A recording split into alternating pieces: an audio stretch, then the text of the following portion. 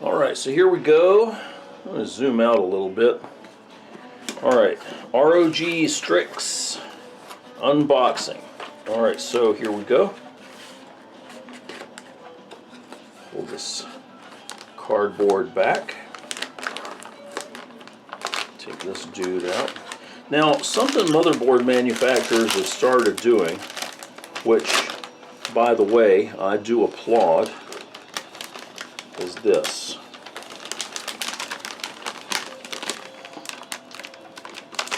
No, not putting them in plastic bags. That's always been a thing.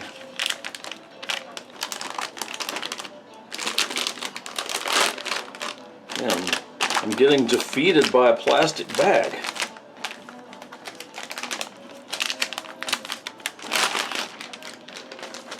Okay. This is what I wanted to show you guys. Okay, see this? They've gone ahead and put the back plate is on here for you already. So I think that what we'll be able to do is just you know, put this board in place, slide it in. We should be good to go. And this has got like a protective plastic cover over it. I'm going to go ahead and remove that. Okay. Alright, I love modern motherboards. Okay, so here we go. Like on the back side here, we've got antenna connections for our Wi-Fi 6. We've got a fiber optic connection in case we want to run it to our hi-fi stereo system, which we really don't. We got HDMI, DP connectors here, plenty of USBs. Got us a Type-C USB here, extra fast. So, yeah. Look at that. ROG, the choice of champions. I would agree with that sentiment. Okay, it's got some other accessories in here with it. Got a manual.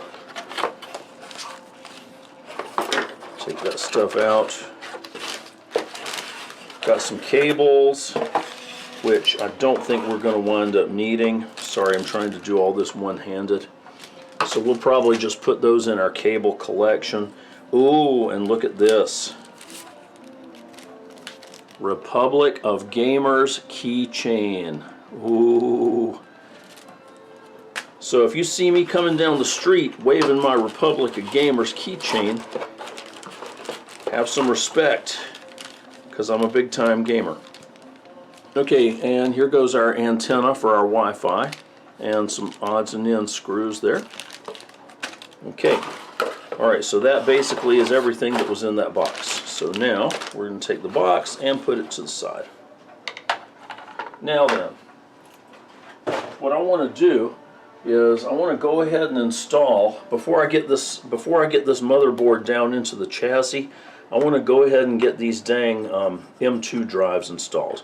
So let's go ahead and get on with that.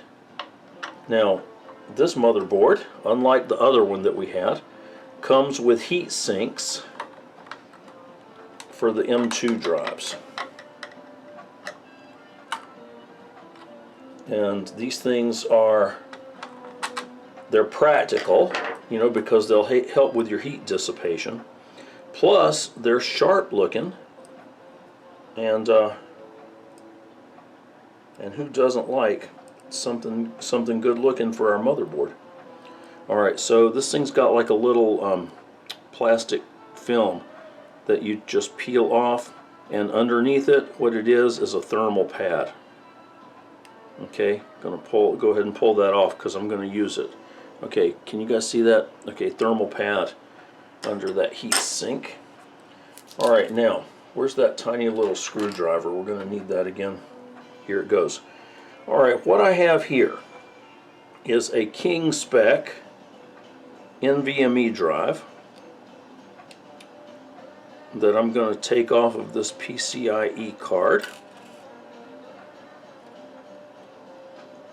and install on this motherboard. And I think I'm going to need an M2 standoff.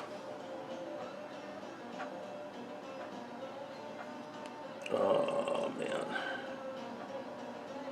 See if I can get this thing to pop loose. Here we go. Got that loose. Alright, now this other card had the thermal pad underneath the chip. Okay, so the way this thing's going to work, I don't know. We're going to plug this guy in and see what happens. Alright, so that dude is going to reside right there, and sure enough, I am going to need like a small M2 standoff to go in that position right there. Not a problem. I do believe that the kind people at Asus have included some standoffs. Here they are. They've included 2 M2 standoffs and 2 M2 screws. Perfect.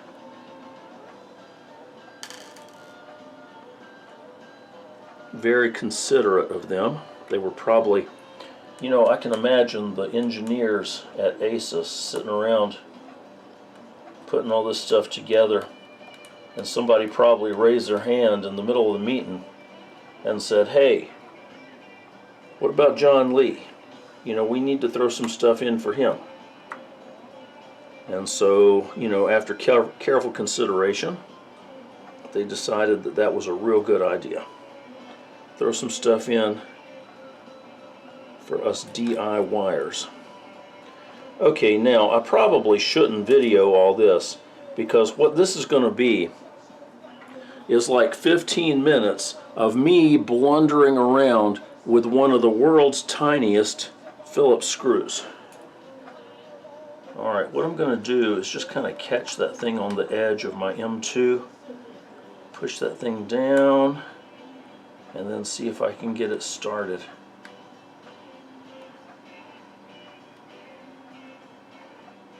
There it goes. Okay, just tighten it down until it makes contact. There's no need to crank down on it. Okay, so there's my NVMe drive. This is actually an NVMe PCIe 4.0. So this should give us some pretty good performance. Now my other M2 drive is that Asus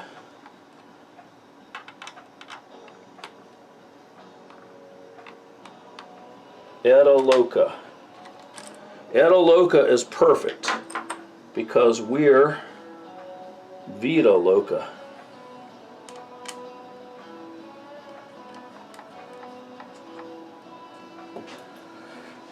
Alright, give me that thing. 1 terabyte drives are fairly inexpensive these days.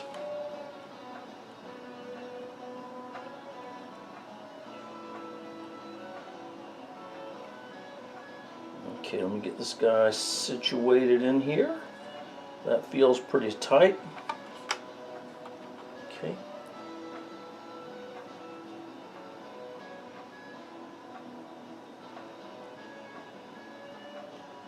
And once again, with my tiny little screwdriver. You know, one of these days, I'm going to get to the point that I'm not going to be able to do all this. I'm an old geezer.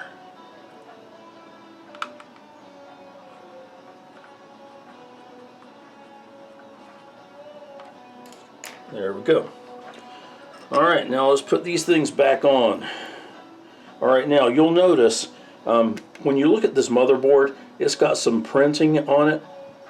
And the stuff kind of goes in one direction. So if you forget which way your heat sink, and I don't know that it really even matters, but the heat sink goes like this, so that the lines on the heat sink match up with the lines on the motherboard.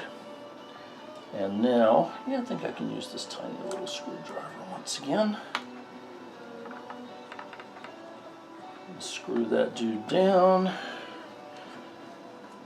And now this other one, I'm going to bolt him down also.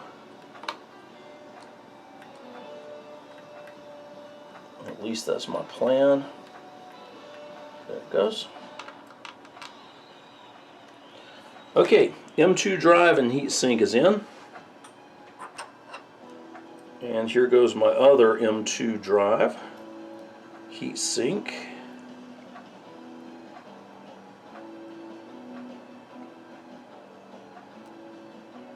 Oh Lord, come on. There we go. And this dude goes like this.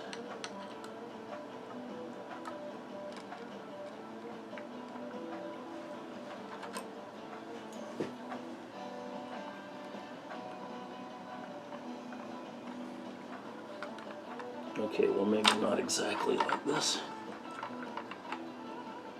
Oh, come on, you piece of junk.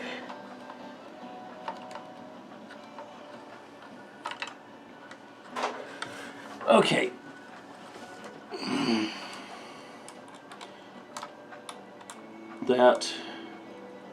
That thermal pad has got some mild adhesive on it.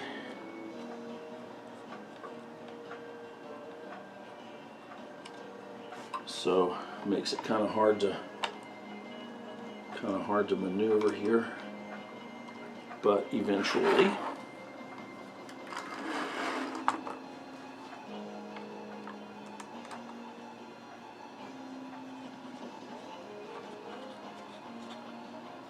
Just going to tighten this down until it makes contact. There we go. Okay, now we got those drives on board. Okay, what else do we need to do? Alright, well, next thing we need to do is the bracket for the heatsink.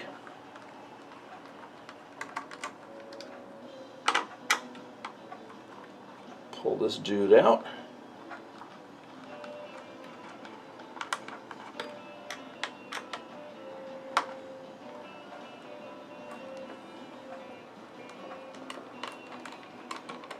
Probably going to be like an hour-long video.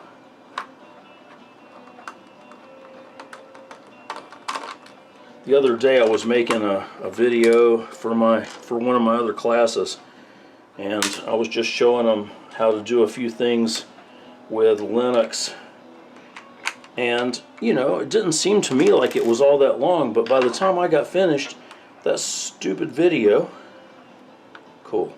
Okay, this motherboard has got, oh, look at that. It's got the same identical bracket that the other one did. And so we'll just leave that one on there. Very good. Okay, now we need our pink standoffs.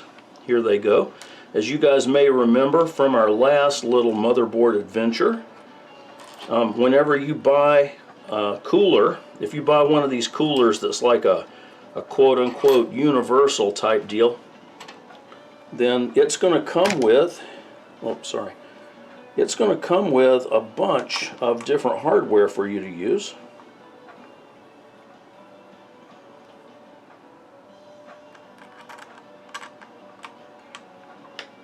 And so just make sure that if you're installing an AM4 processor like we are today, that you just you know, use the hardware that is labeled AM4, and it probably is going to be labeled like AM4/AM5.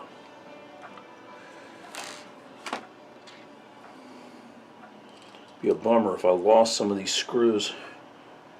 Then I'd be having to make a trip down to the Home Depot.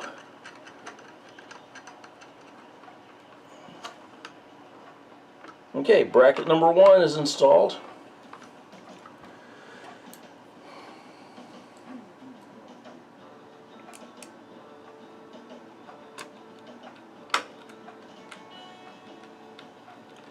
Bracket number 2.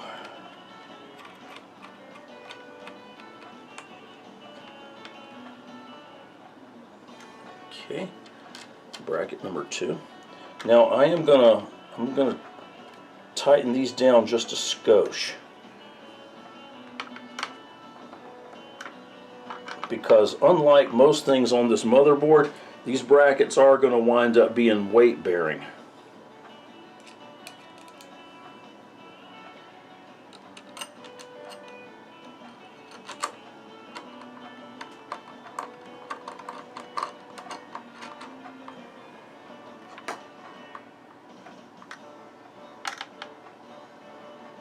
So tighten it down till it makes contact, and then turn it about another 1/8 of a turn.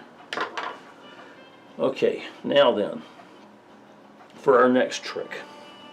What we're going to do is install this motherboard in the case. I'm going to go ahead and do that. Let's get this stuff out of the way. I'm going to keep these. These things can come in handy. Put those over there in my hardware collection.